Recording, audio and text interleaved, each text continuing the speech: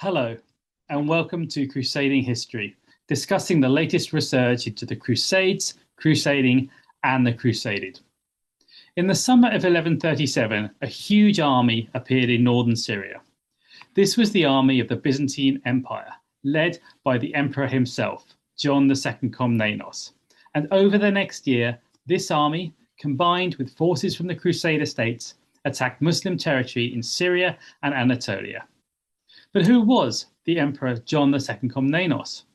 What were his relations with the Crusader states like?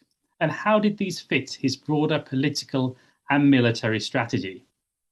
With me to discuss the Emperor John Komnenos is Dr. Maximilian Lau, a member of the Faculty of History and of Worcester College at the University of Oxford, and the author of this recently published volume, Emperor John II Komnenos, Rebuilding New Rome, 1118 to 1143. Max, thank you very much for joining us today to discuss your book.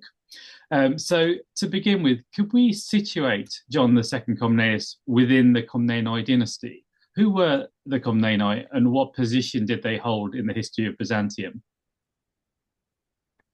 Sure. So you get your first proper mention, sort of by Selos, of this particular family that comes from sort of the European side of the empire. And yeah, there's a much later reference to the sort of Komnenian fields, supposedly.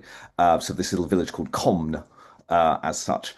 And you get this guy called Manuel Erotikos Komnenos, who was sort of a military officer, sort of under sort of Basil II sort of period in the earlier 11th century.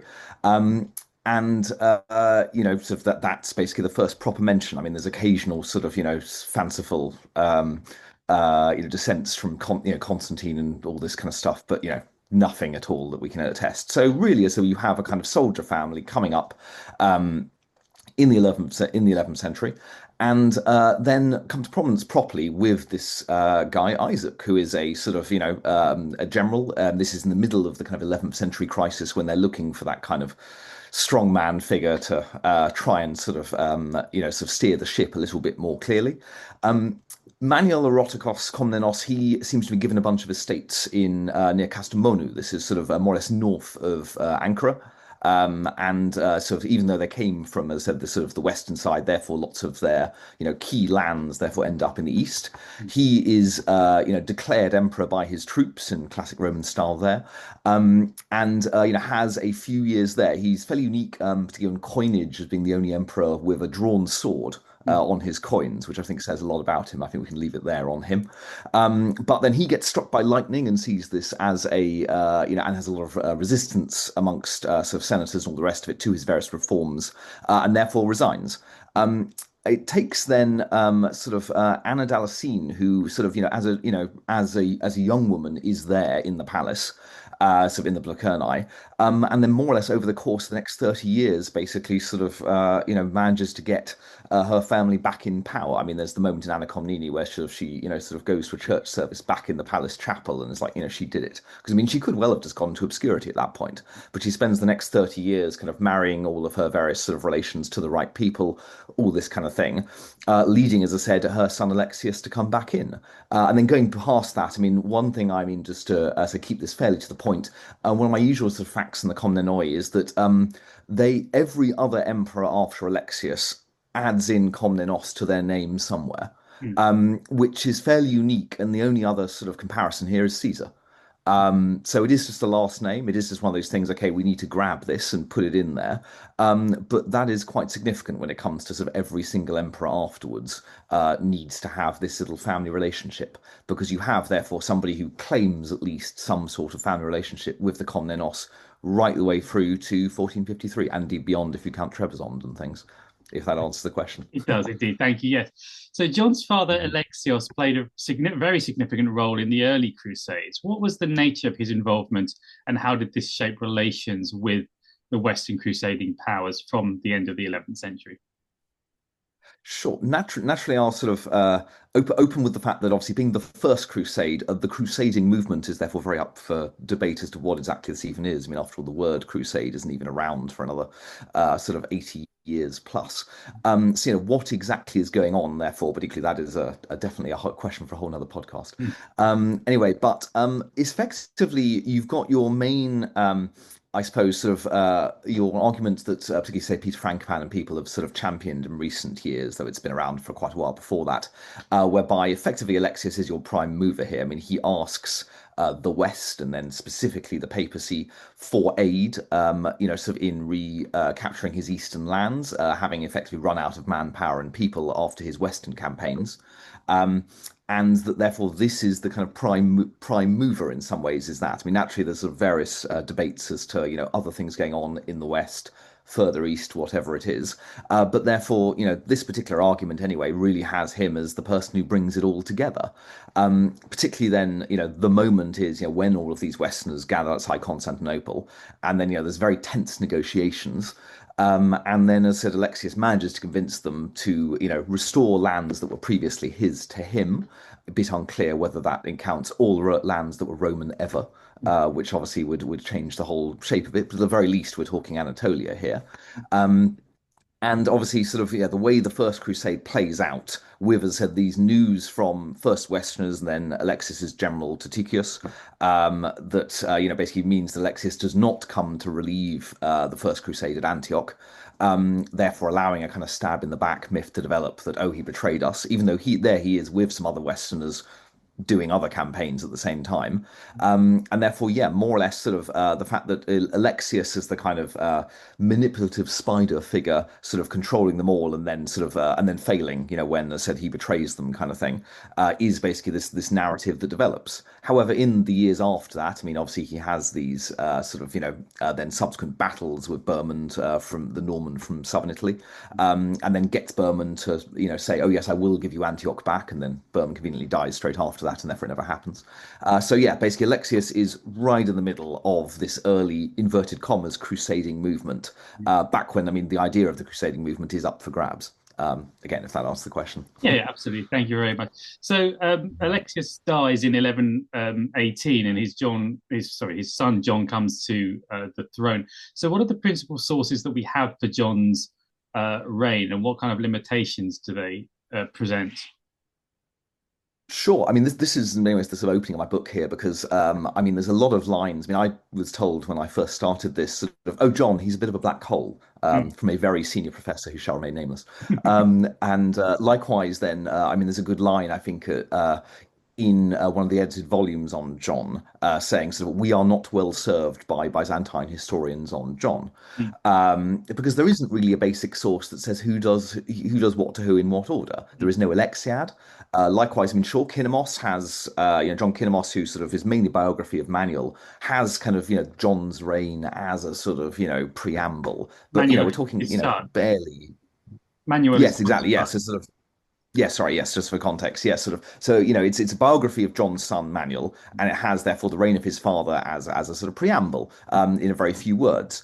Then likewise, you've got Nicetas Coniatus, well, I mean, a Comniatus, but sort of known as Coniatus from the place name Kona, where he's from, who, yeah, has this massive work on, Byzantine history up, beyond 1204, which again just has this short section on John, which he's mainly using to compare to later emperors, sort of, I mean, John is successful while other emperors fail, and therefore, it's been described as a kind of John imaginaire by name in, by a French professor.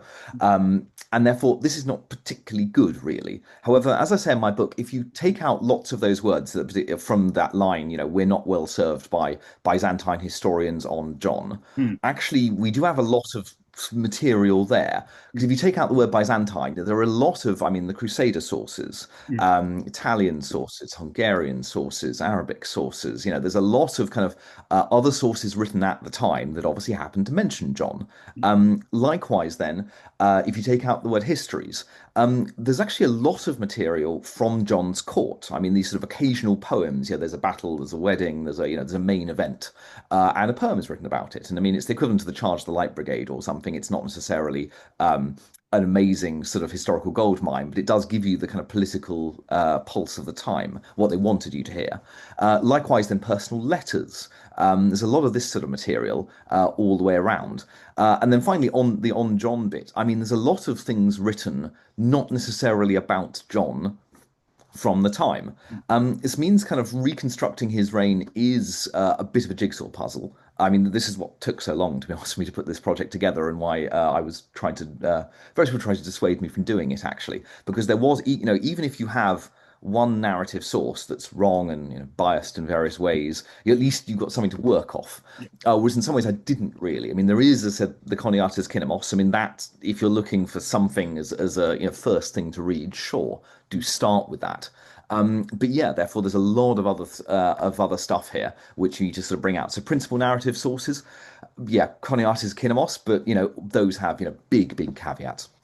Yeah, well, you did an excellent job bringing that jigsaw together with all those different sources, using things from the Venetians' archives and from Russian sources and things like that. So yeah, that really was excellent. So, in terms of John's accession, as we move on to that, when he came to the throne, what was the condition of the empire like, and what were the main challenges that he faced?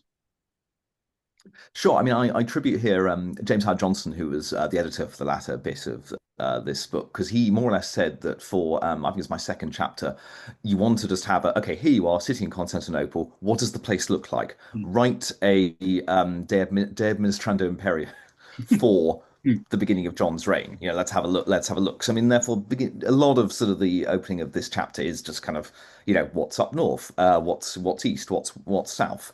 And my sort of general point, I suppose, about sort of retreading lots of those ground is that, under Alexios's reign, yeah, this was real, sort of tipping point chaos. You had sort of multiple simultaneous invasions, rebellions for a lot of it. I mean, that stabilizes the last section, but for a lot of it, therefore, Alexios is reactive. That last bit of Alexios's reign, however, he is finally able to take some initiative, begin the sort of Philomelian campaign to Anatolia, where sort of he actually sort of gathers together an army over time and actually sort of marches east, and this is planned. And this seems to be okay, we're actually in that sort of position now, whereas before it was scrabbling around for whatever he could do to see off that invasion rather than the other invasion. He's just going to have to leave for a while. And so, things have stabilized a bit. And so the last bit of Alexios's reign into John's reign, therefore, has a fair bit of continuity here. Effectively, there are a number of problems that Alexios was not able to finalize. I mentioned Anatolia, sort of to the east, in particular, but equally, sort of there was a kind of ongoing question as to the relationship between the Serbs and Constantinople, in that you have sort of Constantinople-friendly Serbs and anti-Constantinople Serbs. So what is this relationship? Likewise, then a lot of sort of other these sort of inverted commas of client peoples, I mean nomadic peoples, Pechenegs, other bands of Turkmens sort of going around. So you have a lot of kind of issues that are still to be decided. However, when it comes to the say the sort of geopolitics, the sort of geography, there is no invasion going on while John comes in, which is therefore probably the best the empire has been for a good 50 years, to be honest. So it's not perfect, don't get me wrong, but it's way better than it has been for a while, in short. Would you say that Alexios therefore laid the platform for a stable state that John then took advantage of? Sure, though I'll also turn that on its head and say, I mean, John has been an adult, properly adult, for the last sort of good 10, 15 years of Alexios's life. And he has, therefore been actively campaigning while Alexios is dying. When, John gets word, okay, he's on his way out, he is currently trying to put down a sort of Serb insurrection. So therefore, John has been an active part of his father's regime for quite a while, which obviously is to his credit. Therefore, in some ways, there is a lot of so in some ways, because there is so much continuity, is also because John has been part of his father's reign. I mean, I sort of he is obviously crowned as co-emperor as a baby. Obviously, sure that might not mean very much, but by the time he's 25, 30 years old, commanding armies, he is a key part of the regime. And so therefore I'd say, yeah, between the two of them, and the second you've got two people, I mean, in history in general, once you've got sort of two dynamic people who can be generals and run the country, who are loyal to each other and not a threat to each other, suddenly you're doubling your capacity for being able to rule the country quite well on this. And therefore, unsurprisingly, therefore, I think that stability in the last part of what we, in modern terms call Alexius's reign, very much is Alexius and John's reign together. And yes, that is the foundation, though, for John's early reign, because it is just continuity. Great. So before, in this period, before he actually became emperor, John had dealings himself with the Crusaders. How formative do you think these encounters actually were? Yes, this is the interesting bit, in that sort of because he is the sort of child hostage sent. 'Cause I mean, I mentioned already so when all of these sort of first Crusaders, whatever they may have thought of themselves, pilgrims showed up. They got to negotiate. They got to get over to the Asian side, and they're having these negotiations. And while those are going on, and they're in Constantinople, therefore John sends his eldest son out to be a sort of child hostage to basically as surety for good conduct. And that would have been very interesting. So there he is, kind of, and he's, what about sort of, about 10 years oldish around that time. And this would have been quite formative, you would have thought. And then going onwards on this, as he gets to, 15, 20 years old, I mean, there's all of the campaigns against Burmond, normally, where he is there. I mean, in fact, he is married, and then his eldest children, twins, are born on campaign against the Normans. In a campaign tent as such. So therefore, lots of his early life, therefore, is very much sort of bound up in conflict with them. But at the same time, he's married to this, Hungarian, although, she's very German in many ways, because I mean, it's very much a kind of, all of her family is German for quite a way. So therefore, there's lots of sort of Western links from an early period here, both positively and negatively. Which I think sort of therefore, yes, explains quite a lot of what goes on in that, he knows them very well. He's been dealing with them since he was a literal child. He's been part of this whole thing. And therefore, both the strengths, weaknesses, rewards, and perils of dealing with the Westerners, the Crusaders, therefore is, very much there from an early age. Yeah, and it's very important to remember, of course, the Westerners, the Crusaders are not one monolithic block. They all have their own Yeah. ethnic interpolitical rivalries going on at the same time. Okay. So how did John actually come to the throne? How did he become emperor? And what does that tell us about legitimacy in Byzantium at this time? Sure. I mean, again, I usually take a step back here in that sort of because Alexius has this illness a few years before he actually dies, where it looks like he is about to die, and at that moment, this is where John is still sort of on the younger end. He's still sort of in 20s rather than 30s at this point. There is the sort of implication in Zonaras that possibly he may have been a bit wilder. He's in his 20s. He's a bit sort of wilder. This is obviously a little bit of a trope, of course. This is your sort of Prince Hal in sort of Shakespeare's Henry IV kind of approach. That there he is, and he's having a bit of a dissolute use as the heir to the throne and the prince. And at that moment, therefore, his mother, who is given, as happened multiple times, this is not the kind of revolutionary bit. I mean, sort of, Alexius often gave his wife and his mother before that assorted powers whenever he was out campaigning. His wife or mother was running things in the capital, so this isn't unusual. But in that moment, Alexius's wife, John's mother, decides to basically co-opt Nicephorus Bryennius, who is basically Anna Komnene's husband, as kind of the key figure. Anna Komnene and this obviously Anna Komnene is the historian and the brother of John. Sorry, sister. Yes, so John's eldest daughter. Yeah. Sorry, John's eldest sister, who is Alexius's daughter. Yeah. Yeah. Okay, sorry. Yeah. And she originally obviously was engaged to Constantine Ducas. I mean, in some ways, in the early period before John was born, she and whoever her husband was going to be the next generation, as she reminds us several times in her work. And so it's in this moment where, therefore, you've got, as I said, the implication is that you've got this sort of, relatively young, sort of in his 20s, sort of guy who Irene, does not think will be a serious person. There is no implication that he's going to be disinherited. This is not, oh no, we're completely sidestepping him. This is very similar to Constantine Porphyrogenitus, anything like that. No, he needs a co-emperor who is an older male to go alongside, much as obviously he had Alexius until that point.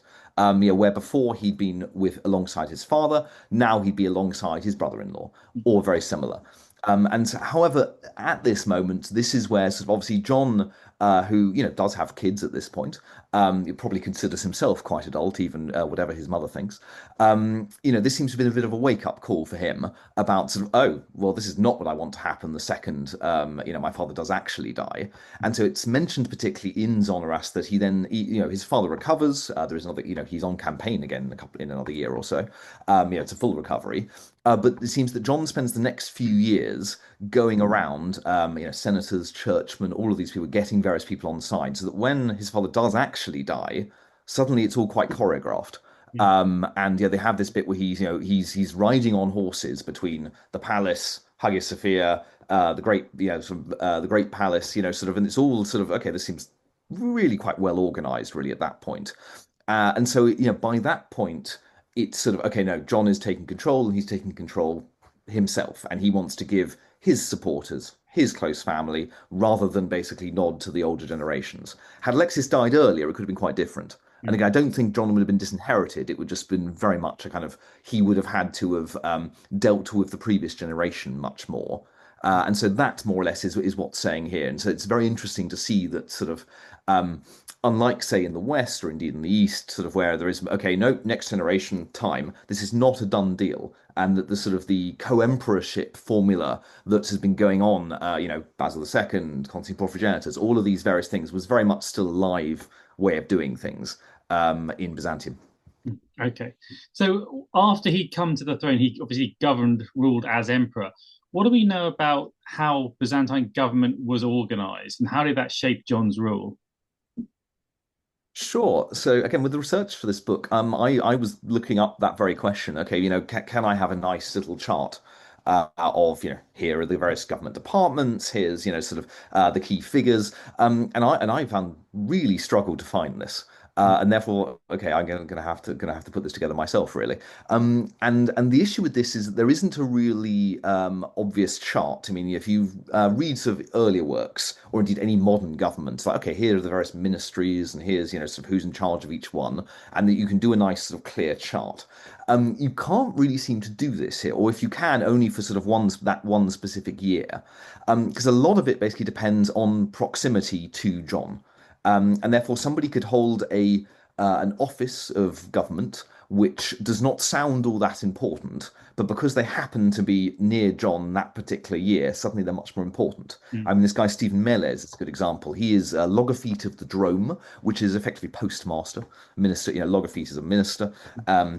The Drome is sort of post for a little bit of sort of foreign duties as well on this. And obviously, whenever John is on campaign in, say, Cilicia, Syria to the east, suddenly the postmaster is the one who is the gatekeeper. You need to go through him in order to talk to the emperor at all. And suddenly Stephen Meles is everywhere. Everyone's writing to Stephen Meles. Whereas before that, Stephen Meles is invisible. So it just doesn't come up very often. And so there is this kind of proximity to the emperor kind of thing going on. It does seem that, yeah, he initially, and this is sort of even in Coniates and things, that he brings in a whole bunch of cousins, his brother, all of these sort of people in at sort of various high positions. Then he gets about a year or so in, and then some of them are really not very good at their job. And then it says specifically, oh, and then he got rid of this person, he got rid of that person.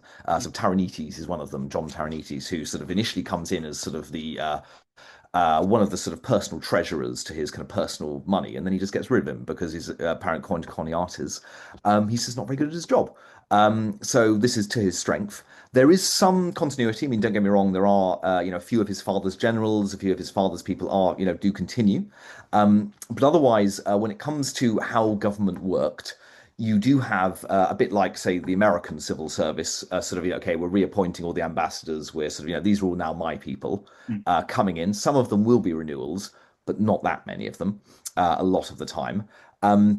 However, you do seem to have then, just like that, obviously all the slightly more junior people continue in their jobs much as they probably had. But again, my other thing on this is that John has been part of running things for at least the last 10 years, and particularly the last 5 years after his father's illness. So therefore, in some ways, this is kind of already his government for how this works.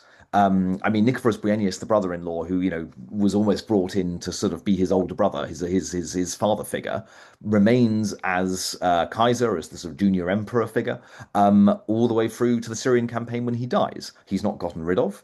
He is there, campaigning as a general alongside John, supposedly writing poetry and sending letters to his wife. So it's not as if he's suddenly sidelined and gotten rid of. Um, so therefore, when it comes to the structure of the government, yes, there are a whole bunch of ministries. Um, much like when a government changes in many major countries, suddenly there's new ministers put in at all of these levels. But then lots of the other people all stick around. And that actually there is more continuity because, as I said, he has been running things. If that answers the question without going too far into I think. specific ministries. Yeah, thank you. So, for the first few years, there were conflicts with Turks, nomads, and with Venetians, and various other dealings with other groups, including powers around the Black Sea. Could you very briefly just Mm. summarize what was going on in that period? Sure. So, I mean, John's opening, because obviously, new emperor, need a good, successful campaign.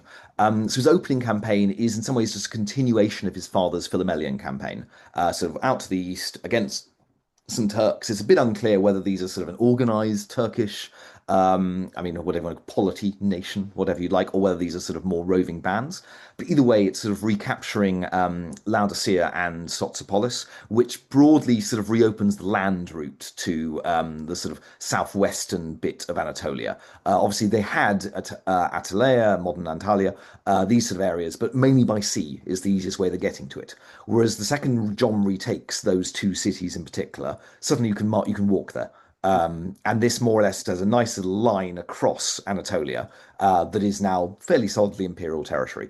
And this is, pretty much straightforward.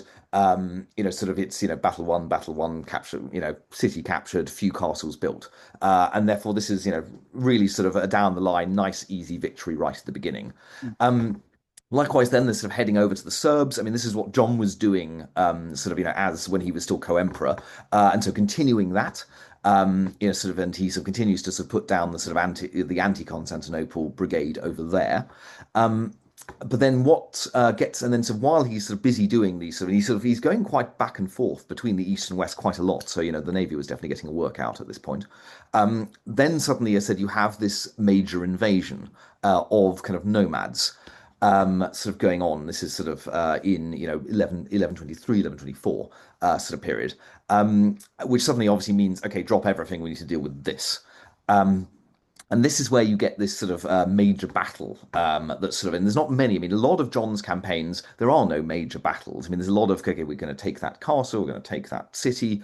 It's sort of fairly, no, we're just going to have a nice big old army that no one's going to really mess with, march to the place, capture it, have some skirmishes, sort of pacify the local area. Battles are risky. Sort of, I think, in the post-Manzikert world, I think everyone's very aware of this, that battles are quite risky. But this is the one where, yes, he does need to fight a major pitched battle, against this sort of nomadic invasion.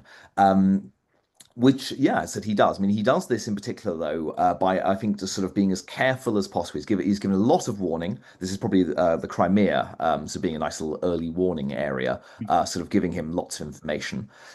This admittedly goes into kind of something that is not clearly written of in the sources. So this is getting to my pet theory territory, but it does happen to fit the facts, in that you have a number of marriage alliances and contact between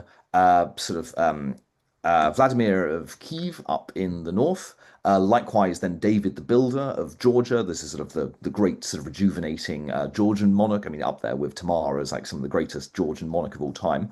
And even the Hungarians, who are sort of, a little bit sort of love-hate with Byzantium at this point, and that they all basically have marriage alliance and seem to coordinate when they attack the nomads coming through. There seems to be a major movement here that seems to be fairly stage managed between those powers all around the Black Sea. And again, it's never said, mainly because in all of the histories, the king, the emperor, is always the main character who's doing all of the good work. And so they don't really give credit to everybody else. But there are marriage alliances between the two. In fact, when John is first named emperor, Georgian ambassadors are about the first people who acclaim him emperor, which is kind of interesting. So there's Georgian ambassadors mentioned prominently being there, right there. What are they talking about? It doesn't mention, but it's but then there's marriage alliance. Um, so that's sort of going along there, and sort of this defeat of this sort of major nomadic invasion of not just Byzantium but all of those powers. I mean, as a David of Georgia has a very similar victory, which is interesting. Anyway, and then finally, obviously, the Venetian bit in that sort of while this sort of is that the Venetians are going over to the east anyway to take Tyre. As part of the sort of post First Crusade sort of mop up of the rest of the Levantine coast, and then while they're there, John basically refuses to renew the Crucible. This is basically a document that Alexios had given them various trading rights, tax breaks in various parts of the empire. Crucible, this is a normal thing, incidentally. I mean, crucibles are for the reign of the emperor. A lot of the time, things like monasteries are always, whenever there's a new emperor, going to Constantinople saying, hey, please renew this, please renew this. So, this is a normal thing to have done. It's just like, no, I'm just not going to renew it until I have a good reason to renew it. So usually emperors, when it comes to the monastery example, will renew it. When it looks good, when they want a little party boost, they will do it, and usually they'll give them a few extras as well. But he's entirely within his rights. But then, as part of, I would say, aggressive negotiation, while the Venetians were going east anyway and then returning west, they had a big old fleet. We're not getting our trading rights. Hey, we could, if you give us our trading rights, we won't do this. So it's just, I mean, it's nothing, we're talking skirmishes, we're not talking open warfare as such. But that's the kind of early stage of this sort of Venetian bits that would be more prominent later in the decade. So that's the first few years. Okay, great. So if we carry on with this with these Venetians, there was a sort of, as you say, low-level conflict which ended up with a peace of 1126, I believe. So what actually happened, and how did that peace, or what did that peace mean for Byzantium? Sure. So, I mean, going through that, so I mentioned obviously, they had a fleet in the neighborhood area, initially going east and then going back west. When they went back west, I mean, I think, it is fair to call that warfare at that point. We had proper raids on ports, sort of capture of various places. They overwintered there. This is warfare. On the way, they stole a few saints' relics and things. This was not so pretty. On the way east, you could describe it as a little bit of raiding and misunderstandings. The west, it's warfare when they're coming back there. What happens to that? So effectively, this is an interesting moment. I think so. John is a very successful first few years. Cities captured, people's put down, major victory against the nomads. I mean, this is a really successful first few years, and this is where I think he basically overplays his hand a bit, sort of reach exceeding grasp a bit. In that he suddenly, he's still dealing with Turks on the east. He also is trying to deal with Serbs and some looming Hungarian problems. He then, he's got sort of a lot going on east and west, and you've got this Venetian thing going on. And effectively, he can't put his resources everywhere.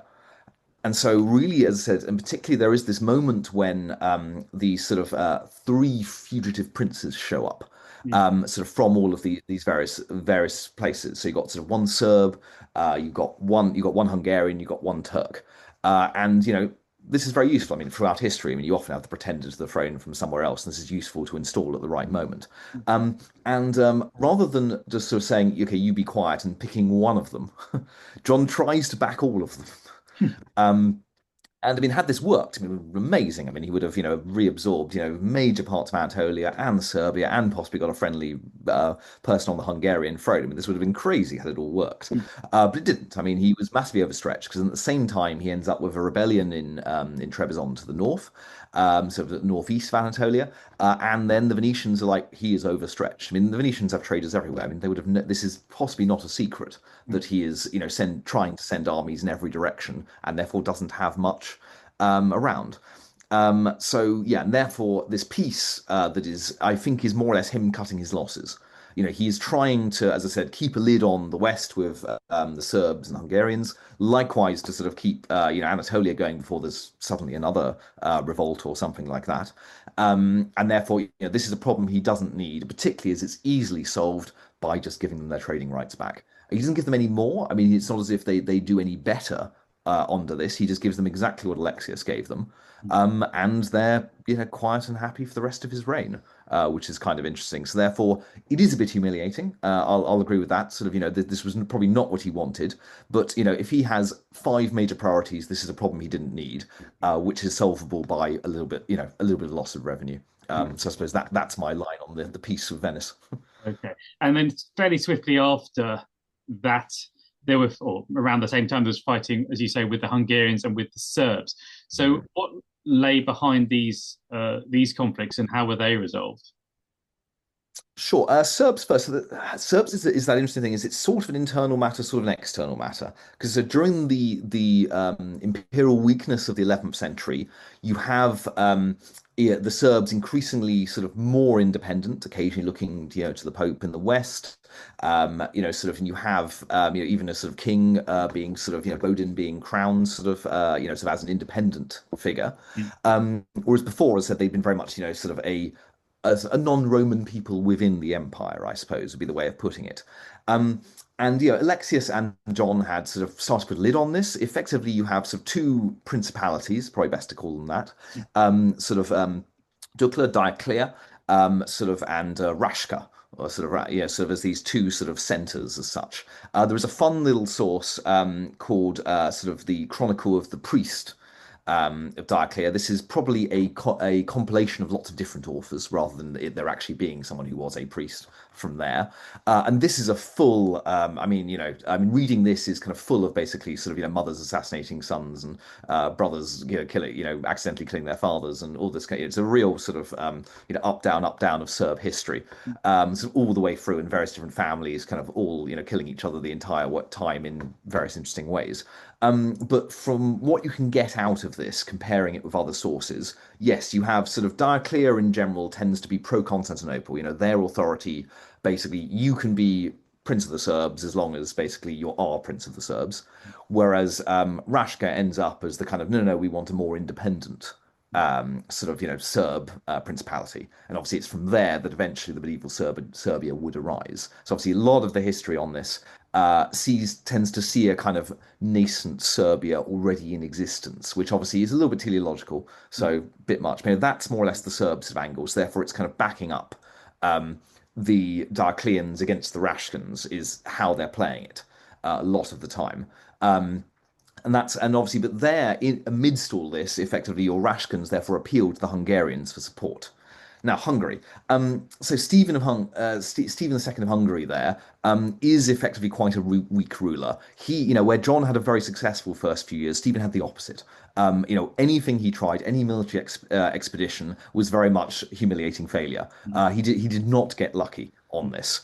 But sometimes, he even won every battle. And then it still didn't work out. Particularly he tried to get one of his favoured candidates installed roughly in modern day sort of Ukraine, sort of up there, and then the candidate dies just as he's about to, take the last castle kind of thing. At which point, all of his nobles say, well, what are we doing here? Do you want to be king of here? If so, we're going to pick another king back home. Which is, really sort of, that here they are, they've fought and died for this thing up north, miles from Hungary. What are they doing here? And yeah, so he loses against the Venetians, he loses against Croatians, he loses against Bohemians, he loses against Austrians. This is not looking good for Stephen's reign. They're very much talking about making a new king.